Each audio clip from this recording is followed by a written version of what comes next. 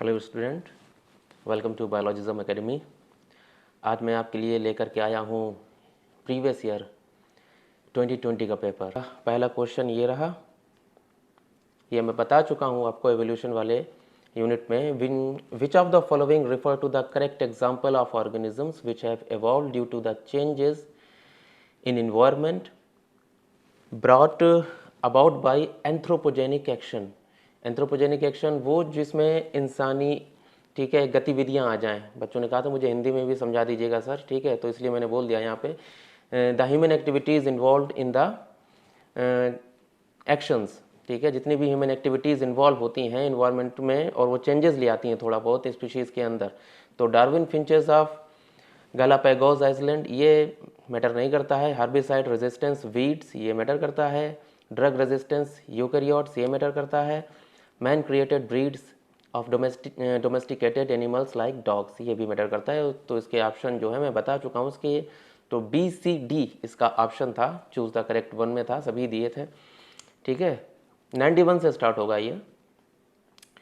दूसरा है आपका 92 questions. Match the following columns and select the correct option. ठीक है, ये थोड़ी सी डिफिकल्ट थी मैचिंग, इसलिए मैंने आपको बताना सही समझा। ठीक है, ऑर्गन ऑफ कॉर्टाई ए का फोर्थ है।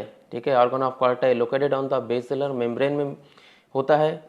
बी का सेकंड है आपका कॉक्लिया। ठीक है, coiled part of the labyrinth होता है। स्टिशियन ट्यूब किससे अटैच रहती है आपके, connects middle ear with the pharynx से। एंड स्टेप्स कहाँ से अटैच रहती है आपकी, थर्ड वन है attach to the oval window. इस तरीके की मैचिंग आपको लगातार देखने के लिए मिलेगी। मैचिंग वो बहुत ज़्यादा इधर उधर से कई एक चैप्टर से पूछ लेते हैं, पर्टिकुलर चैप्टर से भी पूछ सकते हैं, पर्टिकुलर यूनिट से भी पूछ सकते हैं। ठीक है, तो मैचिंग में लेकिन आपको अगर मोस्टली मैंने अभी तक के पेपर में देखा है कि उसमें से एक ऑप्शन ज़रूर अगर आपको आता है, वो भी फर्स्ट वाला अगर आता है, तो आपकी मैचिंग आसान हो जाएगी। आगे बताऊंगा मैं आपको। 93, identify the wrong statement with reference to immunity. Immunity के रेफरेंस में कौन सा गलत स्टेटमेंट दिया गया है इसमें। When expose to the antigen living और dead antibodies are produce in the host body it is called active immunity, सही है। When readymade antibodies are directly given it is called passive immunity, ये भी सही है। Active immunity is quick and gives full response, ये ठीक नहीं है। ठीक है, foetus receive some antibodies from mother and it is example of passive immunity, ये भी ठीक है। ठीक है, तो आपका जो तीसरा वाला ऑप्शन है वो आपका इसमें से, लेजर पॉइंटर में ऑन ही कर लेता हूं, दिस वन एक्टिव इम्यूनिटी, ये वाला जो है आपका active immunity is a quick and give full response. अब ठीक है, अब समझ में आ रहा होगा। मैं बता नहीं रहा था ताकि आप लोग सोचने का मौका मिल जाए। चलिए ठीक है, अब ऐसे पॉइंट आउट कर दिया करूंगा मैं। Active immunity is a quick response, quick response करेगी, गिव फुल रिस्पॉन्स देती है, ऐसा नहीं है, स्लो काम करती है। ठीक है, तो इसका ऑप्शन है आपका, अगर हाईलाइटर को यूज करें तो थर्ड वन। ठीक है, ये रॉन्ग स्टेटमेंट है। 94, select the correct event that occur during inspiration. ठीक है, वो करेक्ट इवेंट आपको चूज करनी है जो इंस्पिरेशन के वक्त में होती हैं। कॉन्ट्रैक्शन ऑफ डायफ्राम ये होता है, contraction of external intercostal muscles ये भी होता है। पल्मोनरी वॉल्यूम डिक्रीज यहाँ पे बोल दिया, पल्मोनरी वॉल्यूम जो होता है वो इंक्रीज करता है, और इंट्रा पल्मोनरी प्रेशर यहाँ पे इंक्रीज बोल दिया, वहाँ पे डिक्रीज होता है। तो ये दो नीचे वाले गलत हैं, COD आपके गलत हैं, AOB जो है आपका वो सही ऑप्शन है, दिस वन। ठीक है, अब ठीक है। NCERT क्लास 11 में मौजूद है ये 270, अपना तो टैग लाइन ही है कि NCERT का पेज नंबर मेंशन होगा। Oxygenation activity of rubisco enzyme in photorespiration leads to the formation of, ये क्वेश्चन जब मैंने देखा, ठीक है, काफ़ी इस पे काफ़ी देर परेशान भी रहा। ठीक है, लेकिन मुझे एक चीज़ पता थी कि रुबिस्को जो है वो 1 molecule of 3C compound and 1 molecule of 2C compound oxygenase activity में ये हरकत करता है ऐसा। ठीक है, लेकिन यहाँ पे कोई ऑप्शन ही नहीं था, तो शायद ये NTNS को आपको पिछले जो T20 उसका 2020 जो पेपर हुआ था उसमें आपको दिया होगा, इसमें 4 मार्क्स दिए गए होंगे इसमें आपके। ठीक है, 1 मॉलिक्यूल आप 3C है यहाँ पे, शायद ये ऑप्शन गलत है, बाकी कोई भी ऑप्शन नहीं, कई एक जगह पे गलत गलत ऑप्शन बताए गए हैं, ठीक है। मैंने रेफरेंस लिया हुआ है इसीलिए, ताकि कोई दिक्कत ना हो आगे। ये देखिए आप, ये अपने एनसीईआरटी की लाइंस हैं ऑक्सीजनेशन एक्टिविटी में जो लिखी गई हुई हैं, ठीक है, रुबिस्को की ऑक्सीजनेज एक्टिविटी में। In C3 plant some O2 that determines which of the two does bind to the rubisco and hence CO2 fixation decrease. ठीक है, हमारा CO2 फिक्सेशन डिक्रीज हो जाता है C3 प्लांट के अंदर, क्योंकि कभी कभी हमारी ऑक्सीजन जो होती है वो रुबिस्को से बाइंड अप हो जाती है। ठीक है, here RUBP instead of being converted to 2 molecules of PGA, यही चीज समझने वाली है। Here the RUBP instead of being converted, RUBP जो होती है आपकी रुबिलोज बाइफॉस्फेट, ठीक है, वो कन्वर्ट नहीं होती है 2 PGA मॉलिक्यूल्स में and bind with the oxygen to form the one molecule of phosphoglycerate यानी PGA and phosphoglycolate यानी 2C in a pathway called photorespiration। तो ये ऑप्शन सही है, पीछे देख सकते हैं आप, ये ऑप्शन दिया गया है, लेकिन वहां पे थोड़ा सा पता नहीं गलती हुई है, मिसप्रिंट हुआ है, क्या करा है, 1 molecule of 3C compound and 1 molecule of 2C compound, ये जरूर बनता है। कुछ लोगों ने बताया कि 2 मॉलिक्यूल्स ऑफ 3C कंपाउंड बन रहे हैं, वो नॉर्मल बन रहे हैं। ऑक्सीजनेशन एक्टिविटी पूछी गई, लिखा है सीधा सीधा क्वेश्चन में ऑक्सीजनेशन एक्टिविटी ऑफ रुबिस्को। ठीक है, तो इस चीज का ध्यान दीजिएगा थोड़ा सा। 96 question, the infectious stage of Plasmodium that इंटर्स the human body, हम सबको पता है। ठीक है, कौन सी है आपकी, बताओ बताओ, that's a sporozoite. Which of the following statement about bodies, inclusion bodies is incorrect. पहला, they are not bound by any membrane, these are involve in ingestion of food particles, they lie free in the cytoplasm, they represent the reserve material in the cytoplasm. तो इसमें से ये food से कोई भी लेना देना इनका नहीं है बच्चों, तो ये वाला दूसरा ऑप्शन अपना ठीक होता है। रॉन्ग इनकरेक्ट ही पूछा उन्होंने, जाहिर सी बात है।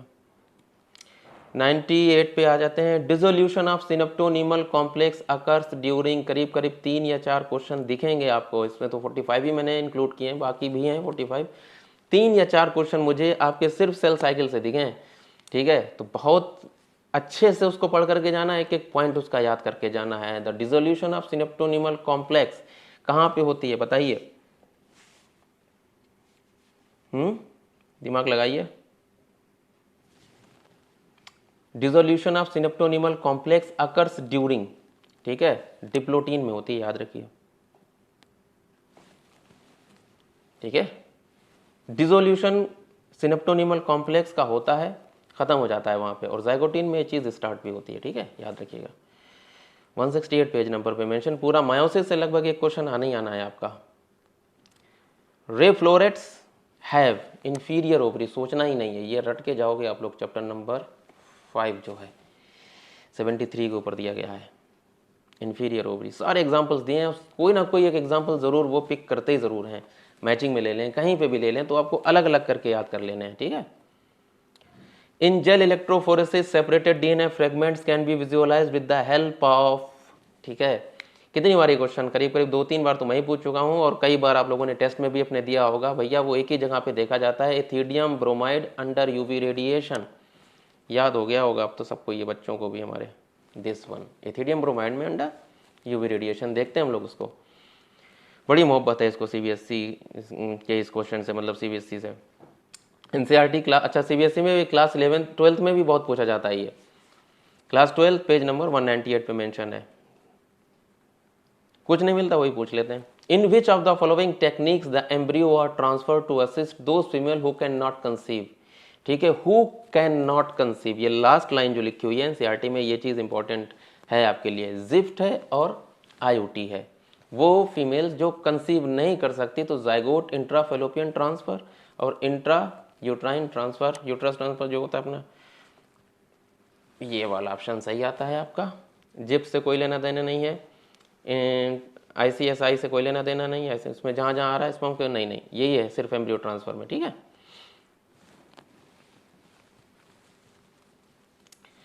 Select the option include all sexually transmitted disease, ये पिछले वाले में भी था, ये आपको बताना पड़ेगा मुझे, बताइए। गोनोरिया, सिफिलिस, जेनिटल हर्पिस जो सिर्फ एसटीडीज हैं, ठीक है, सेक्सुअली ट्रांसमिटेड डिसीज जो इंक्लूड कर रहा है पूरा अपना ये कॉम्प्लेक्स। गोनोरिया है, सिफिलिस है, जेनिटल हर्पिस है, gonorrhoea, malaria, genital herpes, AIDS, malaria, cancer, AIDS, syphilis. जाहिर सी बात है गोनोरिया, सिफिलिस और जेनिटल हर्पिस, यही है अपना सिंपल वन। पॉज करके आंसर दीजिएगा मुझे कि पॉज कर लिया वीडियो उसके बाद बताया। और हाँ, एक और चीज़ आपको इंपॉर्टेंट बता दें, आप आंसर देते चलिए वीडियो पॉज कर करके, लेकिन मुझे बता दीजिएगा, कुछ लोग मैसेज करके बता दें कि सर मेरे 45 में से इतने सही हुए। कुछ लोग कमेंट करना चाहें तो कमेंट कर दें, ठीक है, कि सर मेरे इतने सही हुए। तो फिर आपको पता चल जाएगा कि आपको कहाँ पर मेहनत करनी है और कहाँ पर मेहनत कम करनी है, लेकिन मेहनत तो करनी है, ठीक है। पेज नंबर 63 के ऊपर है। To identify the wrong statement with reference to transport of oxygen, ठीक है, reference to transport of oxygen, oxygen के ट्रांसपोर्ट की का रेफरेंस लेना है, वो आपको गलत स्टेटमेंट चूज करना है। Binding of oxygen with the haemoglobin is mainly related to the partial pressure, ठीक है, रॉन्ग उठाना है। Related to partial pressure of O2, बात सही है। Partial pressure of CO2 can interfere with the oxygen binding with haemoglobin, बात सही है, कंपटीशन होता है। Higher H+ ion concentration in alveoli favours the formation of oxy haemoglobin, higher नहीं है, लेजर है। 274 के ऊपर मेंशन है ये, पिछली बार मतलब पिछले क्वेश्चन पेपर जो था 2021 वाला उसमें भी था, ठीक है, आप मेरे वीडियो पे जाकर के चेक कर सकते हो, उसमें भी ये सेम क्वेश्चन है, लेकिन थोड़ा सा घुमा दिया था, ठीक है। ऐसे क्वेश्चन दिक्कत दे सकते हैं बच्चों। Identify the incorrect statement, hardwood does not conduct water but mechanical support, सही बात है। Sap wood involve in the conduction of water and minerals from root to leaf, सही है। Sap wood is the inner most secondary xylem and lighter in colour, inner most नहीं है, ठीक है, peripheral होता है, याद रखिएगा। ये वाला इनकरेक्ट, देख रहे हो ज्यादातर उन्होंने इनकरेक्ट पूछे हैं, कोई बहुत ही रेयर पूछने इनकरेक्ट पे ज्यादा जाते हैं। ये लास्ट वाली लाइन भी सही है। डिपोजिशन ऑफ टेनिन, रेजिन और oil CTC hardwood is dark in colour, सही है।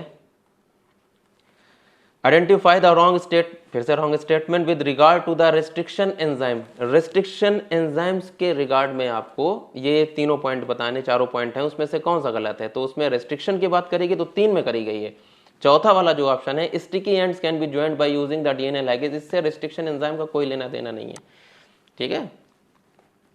ऐसा क्वेश्चन पूछ दिया, थोड़ा ट्रिक करके पूछ दिया था उन्होंने, हालांकि रॉन्ग स्टेटमेंट है, रिगार्ड लिख दिया वहां पे। अब बच्चे का दिमाग वहां पे जाए कि regard to the restriction enzyme है वो।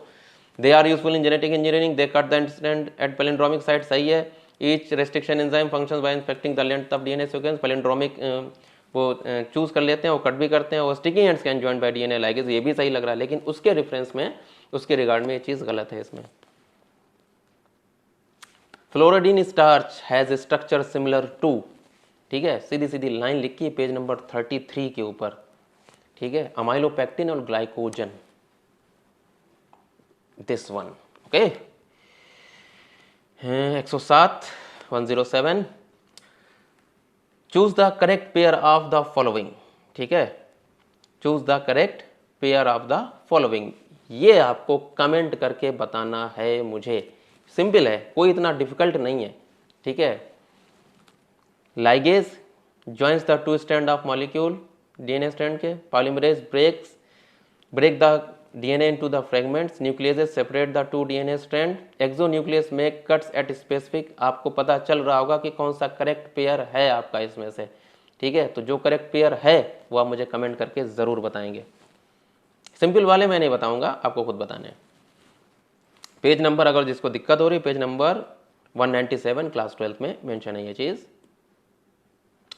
Embryological support for evolution was disapproved by, evolution वाला जो पीछे वाला वीडियो है हमारा, उसमें मैंने बताया था, ठीक है। इसका आपको आंसर भी मुझे बताना है क्योंकि बता चुका हूँ, ठीक है। जो हमारे बच्चे नए आए हैं, पहली बार वीडियो को देख रहे हैं, चलो उनके लिए एक बार मैं बता देता हूँ कि कार्ल अर्न्स्ट फॉन बायर ने इसको रिजेक्ट कर दिया था, डिसअप्रूव कर दिया था। लेकिन क्वेश्चन फिर से हो सकता है आपके लिए बन जाए कि एम्ब्रियोलॉजिकल सपोर्ट दिया किसने था, तो अर्न्स्ट हैकेल ने दिया था, याद रखना, लिखा हुआ है नई वाली NCERT में। हाँ, एक चीज़ बताना भूल गया मैं, नई वाली NCERT सभी के पास होनी चाहिए भाई, ठीक है। मुझे भी बहुत दिक्कत होती है, मैंने तो डाउनलोड कर ली है, ठीक है, नई वाली क्लास 12 की डाउनलोड है मेरे पास में, 11 की भी है, तो आप लोग के पास में भी होनी चाहिए बच्चों। ठीक है, पुरानी वाली इस काम नहीं चल पाएगा क्योंकि उसमें बहुत सारी टॉपिक ऐड कर दिए हैं इधर, और आपको मालूम होना चाहिए एनसीईआरटी में जो भी चीज़ समरी तक लिखी है वो भी पूछ लेता है नीट।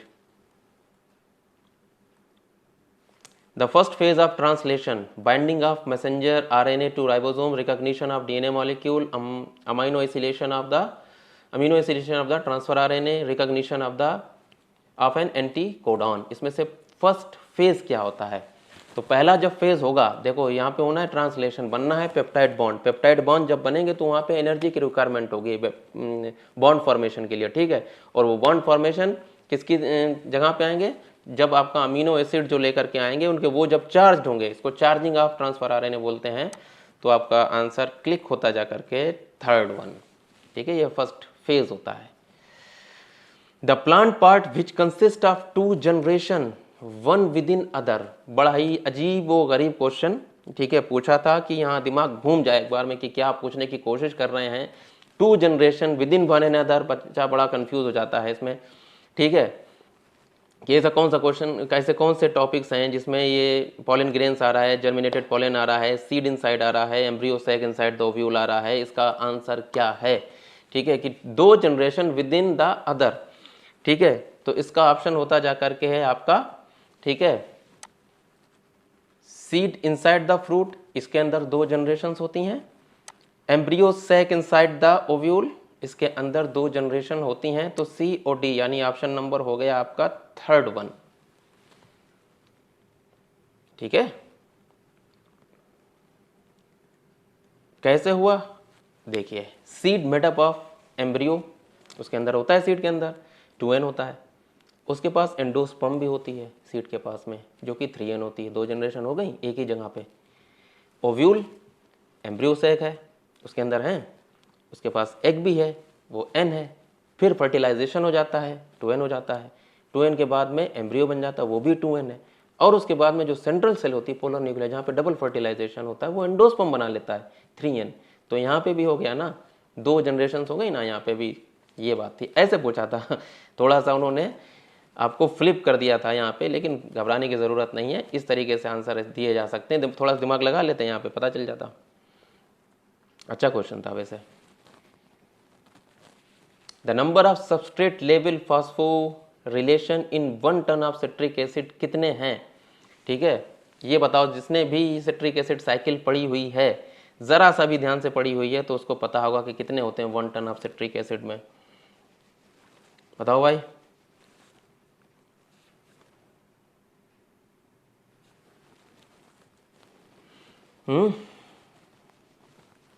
सिंपल है यार, सीधी सीधी लाइन लिखी हुई है वहाँ पे।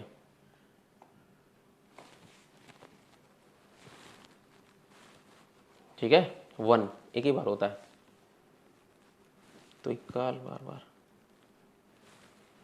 ठीक है, अब नहीं आने वाली, आगे बढ़ते हैं। Page NCERT page number 232 class 11th में है। Match the following column and select the correct option. ठीक है, इसका सही ऑप्शन आपको सिलेक्ट करना है। हमें सिर्फ अगर पता होता है, या हमें सिर्फ अगर पता हो, फ्लोटिंग रिप्स जो होती हैं do not connect with the sternum, हमारा जो स्टर्नम होता है उससे कनेक्ट नहीं होती, तो ए का फोर्थ ढूंढिए सबसे पहले कहाँ है। ए का फोर्थ सिर्फ एक ही जगह पे, ये देखो फोर्थ वाले ऑप्शन में। ठीक है, ये दिस वन, बाकी अपने आप से लग जाएंगे, है ना। ये स्टाइल है थोड़ी सी लेकिन हमेशा ये काम नहीं आती, लेकिन ज़्यादातर 90% केसेस में एनटीए में मैंने देखा है नीट में कि ऐसा करते हैं कि वो एक ही ऑप्शन को सही देते हैं, बाकी गलत होते हैं। ठीक है, बी का थर्ड है, तो बी में एक्रोमियन जो है वो होता है आपका क्लेविकल। सी जो है आपका स्कैपुला जो है इसका फर्स्ट है, located between the second and 7th ribs में। और ग्लेनोइड कैविटी जो पाई जाती है आपकी हेड ऑफ द ह्यूमरस में पाई जाती है।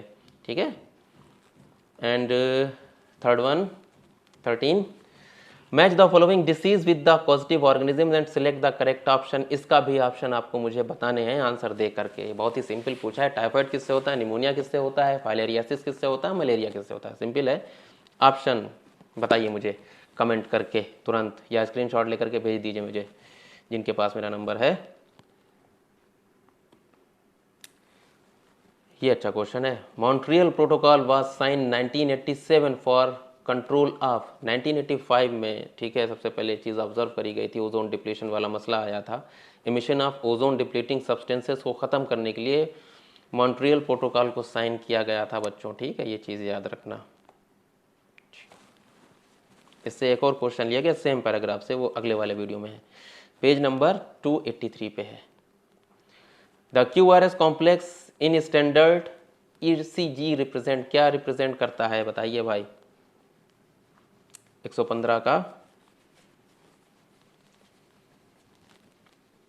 नहीं बता, ध्यान से एकदम से, डीपोलराइजेशन ऑफ वेंट्रिकल्स, QRS ऐसा करके बना हुआ है पूरा, ठीक है, डीपोलराइजेशन ऑफ वेंट्रिकल्स।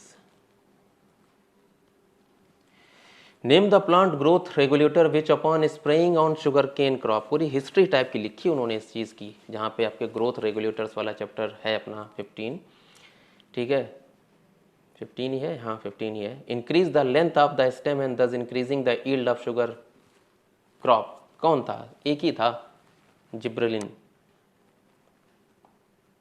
ये, ठीक है, 249 पे। How many true breeding P Mendel ने सिलेक्ट करे थे? तो हमें पता है 14 सिलेक्ट करे थे, सीधा सीधा लिखा हुआ है पेज नंबर 70 के ऊपर। Bilateral symmetrical acoelomate animals are exemplified by, कोई नहीं है, यही भाई साहब हैं, प्लेटीहेल्मिन्थीज, ठीक है, एस्केल्मिन्थीज, ठीक है, स्यूडोसीलम करेक्टरिस्टिक्स एग्जाम्पल होता है अपने एनिलिडा, ठीक है, डेवलप थे उनसे ज़्यादा, बाकी सबसे डेवलप्ड हैं वो, ट्रिप्लोब्लास्टिक हैं, पेज नंबर 51 पे है, क्लास 11th। प्लेटीहेल्मिन्थीज असीलोमेट होते हैं। Cuboidal epithelium with brush border microvilli is found, कहाँ पे पाई जाएगी, ठीक है, बहुत लॉन्ग में लिख दिया इन्होंने, बल्कि एनसीईआरटी में PCT लिखा हुआ है आपने फ्रॉन, तो प्रॉक्सिमल कॉन्वोल्यूटेड ट्यूब्यूल यहाँ पे पाई जाएगी, ठीक है। थोड़ा टाइम भी दे रहा हूँ आप लोगों को, थोड़ा थोड़ा, कुछ जो क्वेश्चन कठिन होते हैं उसमें मैं टाइम नहीं देता हूँ कि आप भाई तुरंत आप लोगों को पता चल जाए, बाकी जो सिंपल है उसमें टाइम दे देता हूँ आप लोग, ताकि बता सकें मुझे। चलिए बताइए इसका, which of the important site of formation of glycoproteins and glycolipids in eukaryotic cell, simple है, जहाँ पे गोल्जी बॉडीज लिखा हुआ है उसके लास्ट में चले आइए, सबसे एनसीईआरटी की उसकी लास्ट लाइन लिखी हुई है यहीं पे, ठीक है, तो आंसर हो गया आपका Golgi bodies. In the light reaction, plastoquinone facilitate the transfer of electron from, कहाँ से फैसिलेट करता है?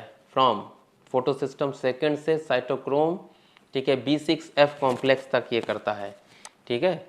अब ये पूछिए कि ये कहाँ से लिया इन्होंने, अजीब सा क्वेश्चन जो ना लिखा है एनसीईआरटी में, का ना मौजूद है, ठीक है, प्लास्टोक्विनोन जैसी कोई चीज़ मेंशन नहीं है, ठीक है, लेकिन मेंशन है, PQ लिख रखा है उन्होंने। नई एनसीईआरटी क्लास 11th की लेंगे तो उसके पेज नंबर 214 के ऊपर जो डायग्राम बना है पूरा कीमियोस्मोसिस का, ठीक है, उसमें ये चीज़ लिखी, साफ साफ इंडिकेशन भी हो रहा है कि PS सेकेंड से इलेक्ट्रॉन निकल करके साइटोक्रोम BF6 तक आते हैं प्लास्टोक्विनोन के जरिए, ठीक है। घुमाने के लिए तो कहीं से भी घुमा देगी NEET. Match the following concerning essential element in their function of plant, ठीक है, इसमें से अगर ना पता हो तो उसमें से एक कोई पता हो जाएगा, काम हो जाएगा हमारा। देखो आयरन जो होता है, ठीक है, required for the chlorophyll biosynthesis के लिए ज़रूरी होता है आयरन, ठीक है, required for the chlorophyll biosynthesis, ये लिखा हुआ है मिनरल न्यूट्रिशन में, ठीक है। तो हम एक अगर इसको मिला दें यहाँ पे, ये ऐसे, तो A का थर्ड हो गया, तो A का थर्ड हो गया, तो इकलौता यही बच रहा है फिर अपने पास में, दिस वन, ठीक है। मैग्नीज जो होता है वो फोटोलिसिस ऑफ वाटर करता है, ठीक है, ये भी ऑप्शन है अपने पास में, बढ़िया, अच्छा खासा पूछते हैं, मतलब एक क्वेश्चन ज़रूर पूछते हैं मिनरल न्यूट्रिशन से। हमें तो नहीं लग रहा कि ऐसा कोई चैप्टर वो छोड़ रहे हों जिससे वो ना पूछ रहे हैं, पूछ वो सबसे रहे धीरे धीरे कुछ ना कुछ घुमा घुमा करके। 122, the roots originate from the base of the stems are called, stem, और यहाँ से रूट्स बहुत सारी निकल आए, स्टेम से ही निकल आए, ठीक है, तो ऐसे स्टेम्स को बोला जाता है, ठीक है, मोनोकॉट के स्टेम, और ये फाइब्रस रूट हैं भैया, ठीक है, प्रॉप रूट नहीं है, लेटरल रूट नहीं, फाइब्रस रूट होती है, मोनोकॉट का कैरेक्टरिस्टिक्स फीचर है जिनको आप आसानी से पकड़ करके उखाड़ सकते हैं। From his experiment S L Miller साहब, आगे देखो, produced amino acid by mixing the following closed flask में, पहला वाला ऑप्शन है, बता चुका हूँ, एवोल्यूशन में C4, ठीक है, H2NH3 को लिया था उन्होंने, सेम कंडीशन प्रोड्यूस कर दी थी, ठीक है, और ये ऑप्शन आपका फर्स्ट। ये है, ऐसे क्वेश्चन बनते हैं। Identify the basic amino acid from the following, चलो बताओ इसका आप। टायरोसिन है, ग्लूटामिक एसिड है, लाइजीन है या फिर वैलिन है, ठीक है, लाइजीन है। टायरोसिन एरोमेटिक है, नीचे वाला न्यूट्रल है, वो ग्लूटामिक एसिड आपका एसिडिक है। पेज नंबर 144, बायोमॉलिक्यूल्स, बड़ा बच्चे डरते हैं हमारे इस चैप्टर से, ठीक है, बायोमॉलिक्यूल्स बहुत पूछता है NEET. The process of growth is maximum during, simple question है, ठीक है, लॉग फेज में होती है, लैग फेज में होती है, ठीक है, सेनेसेंस में होती है, डॉर्मेंसी में होती है, किस में होती है बताओ भाई? लॉग फेज में होती है। लैग मैंने तो रुका ही हुआ होता है, एक्सपोनेंशियल फेज इसी को बोला जाता है।